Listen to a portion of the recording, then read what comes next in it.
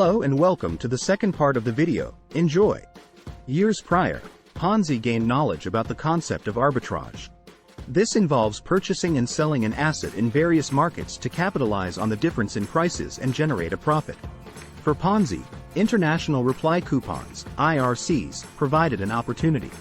Regardless of the country, IRCs held the same postage value but were bought at slightly different prices, depending on fluctuations in the local currency. In theory, Ponzi could buy IRCs in Italy, where the lira had decreased in value after the war, and then redeem them in the United States for American postage stamps, where the dollar value was slightly higher. He could then sell those stamps for a tiny profit. By scaling this operation to thousands or even millions of IRCs, he hoped to earn substantial amounts of money. He created a new company called the Securities Exchange Company in January 1920 to handle what seemed to be his most promising business venture yet. Unfortunately for Ponzi, reality dashed his hopes and dreams once again. The profits from the arbitrage of IRCs were so minuscule that shipping costs would wipe them out entirely. There were not enough IRCs in the world to sustain Ponzi's imagined operation. Despite this, he refused to abandon his idea. Ponzi believed this was his golden opportunity, his one-way ticket to a life of wealth and luxury that he deserved. When the legitimate business proved unsustainable, he turned his idea into the infamous Ponzi scheme that bears his name. At its core, the Ponzi scheme is similar to the classic fraud, robbing Peter to pay Paul, that Ponzi had witnessed while working for Banco Zerossi. It involves convincing people to invest in a business opportunity by promising huge returns in a short amount of time with little to no risk. However, the money never actually gets invested. Instead, the fraudster keeps most of it for themselves while giving some of the profits to earlier investors. When these early investors see significant returns, they agree to reinvest their profits to make even more money, believing everything is legitimate. They often tell others about the opportunity, not realizing that their earnings come from money invested by new investors. The Ponzi scheme preys on people's greed and financial naivety and requires a constant flow of new funds to keep the scam going. As soon as the fraudster cannot find enough new investors to pay off returns to earlier investors, the con falls apart. Although the scheme bears Ponzi's name, he was not the first to do it. William Miller, a New York bookkeeper, used the same technique to con investors out of $1 million back in 1899. Outside of America, German actress Adele Spitzer may have operated the first known Ponzi scheme in history in the early 1870s. Ponzi was a mastermind who took the concept to a completely new level. He lured investors with an astonishing 50% return within 45 days or a 100% return within 90 days through his scheme. Ponzi claimed that he had a huge network of agents worldwide who were purchasing international reply coupons, IRCs, in bulk and shipping them to the United States. When investors asked for details about his business operations, Ponzi refused to divulge any information, stating that it would potentially help his competitors. Professional investors and serious companies stayed away from Ponzi's scheme because they knew that if something seems too good to be true, it probably is. Ponzi's victims were people like himself, who had more dreams than common sense, always searching for the quickest way to get rich. He targeted people with little financial literacy, often people in dire need of quick money. Ponzi's skill was not in managing finances but in manipulating people. He knew how to present his business as an excellent opportunity without seeming too aggressive or eager to get their money.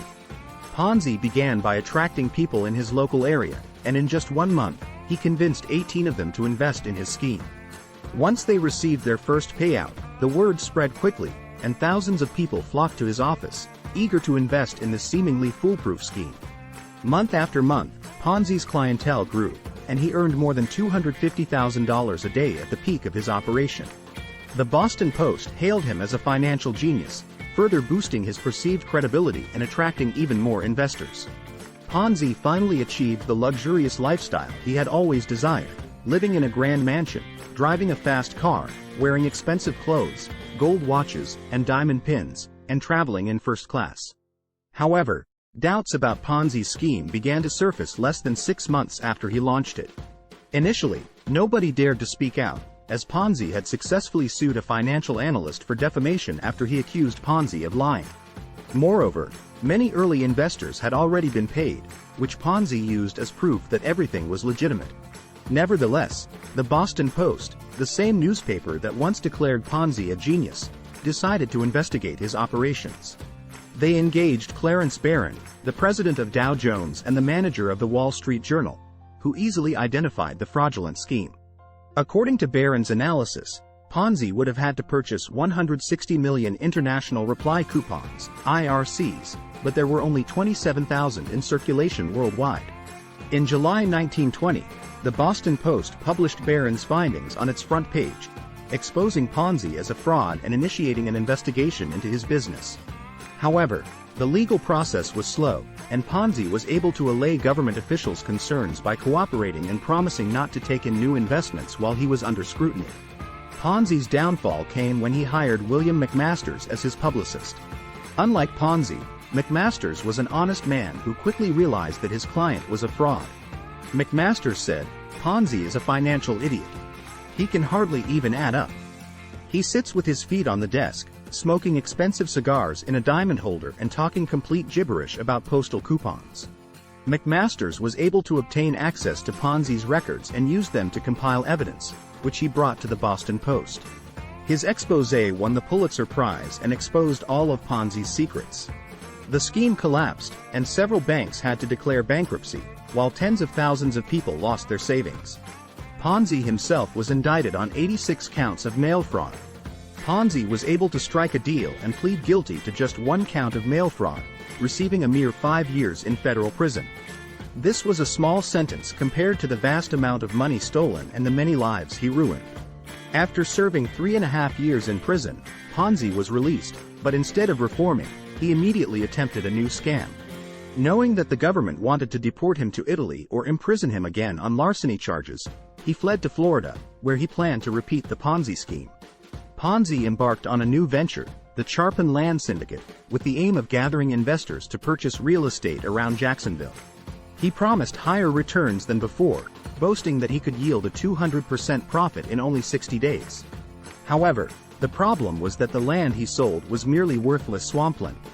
Unlike his previous schemes, no one was interested in this one, and his fraud was soon exposed. The consequence was that he risked going back to Massachusetts, where a lengthy sentence awaited him.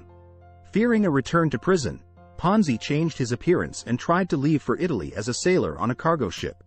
He was recognized and arrested in New Orleans. Ponzi was in a desperate situation, writing to President Calvin Coolidge to ask for mercy and even appealing to Mussolini to intervene on his behalf, but to no avail. His time had run out. Ponzi was sentenced to another 7 years in jail, and when he was released, he was no longer the same person. The once confident and charming Ponzi was now a broken man. He had lost everything, including his wife, who chose to remain in America and divorced him. He spent the remainder of his days in poverty, with only memories of his former riches. Ponzi eventually passed away in 1949 in a charity hospital in Rio de Janeiro and was buried in a pauper's grave, marking the end of one of the most infamous tales of rags to rags in history. However, despite his notoriety, Ponzi is not the most significant financial fraudster in terms of the amount of money he conned from people. Thanks for watching. Don't forget to like the video and subscribe. Cheers.